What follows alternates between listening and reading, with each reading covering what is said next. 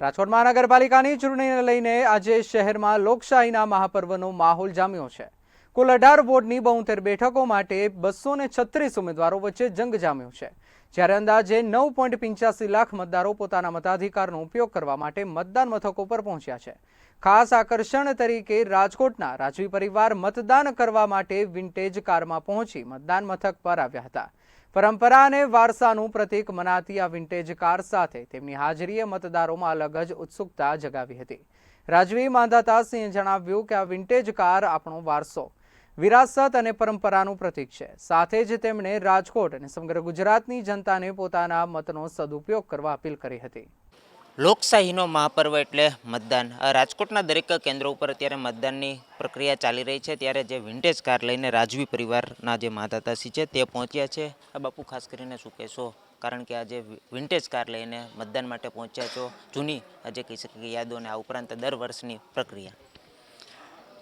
મારો મત એટલે એ મારી શક્તિ અને મારું ગૌરવ છે। મતદાન એટલે પ્રજાના આત્મસન્માનનું પ્રતીક અને લોકશાહીનો આત્મા છે।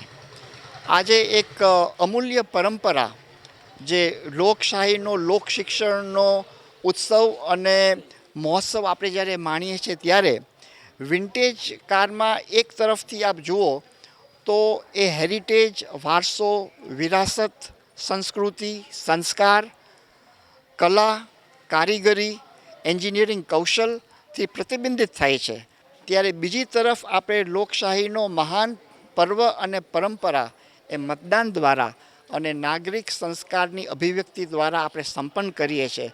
ત્યારે વિન્ટેજ કારમાં આરૂઢ થઈને આવું મતદાન કરવા એટલે વિરાસત અને પરંપરાનું શ્રેષ્ઠ મિલન છે। અને આ પ્રક્રિયા આ રીતે અદા કરવી અને આ મહાન પરંપરાને પ્રવાહિત કરવી એ અદ્વિતીય ક્ષણને આપણે એક ઉત્સવ સ્વરૂપે આપણે માણીએ છીએ।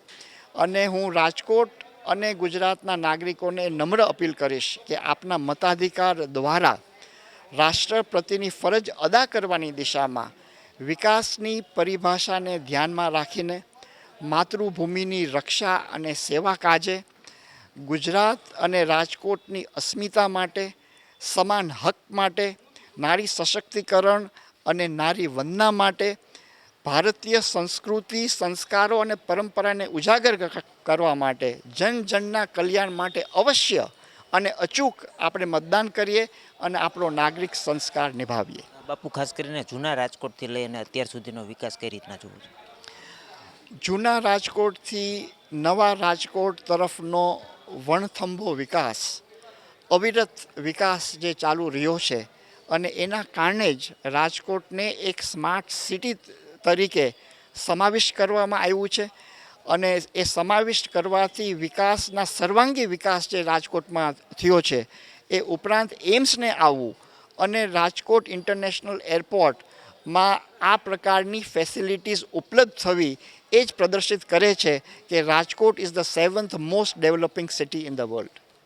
ચોક્કસપણે જે મહાપર્વ ચાલી રહ્યું છે, વિન્ટેજ કારના પણ છે તે આપણે દ્રશ્યો બતાવવાનો પ્રયત્ન કરીશું કે રાજવી પરિવાર છે, માધાતાશ્રી છે, તે વિન્ટેજ કાર લઈને છે તે મતદાન કેન્દ્રએ પહોંચ્યા છે અને પરિવાર સાથે છે તે મતદાન આપવાની પ્રક્રિયા છે તે કરવામાં આવી છે। ઉલ્લેખનીય છે કે રાજવી પરિવાર દ્વારા જે જણાવવામાં આવ્યું તે મુજબ વિરાસત અને વારસો જાળવી રાખવાનો, આ ઉપરાંત જે કહી શકાય કે મતદાનના મહાપર્વ છે તેમાં છે તે દરેક લોકો જોડાય તેવી અપીલ પણ છે તે રાજવી પરિવાર દ્વારા અત્યારે કરવામાં આવી છે। કેમેરામેન દેવરાજ વ્યાસ સાથે વિપુલ પરમાર, ગુજરાત ન્યૂઝ, રાજકોટ।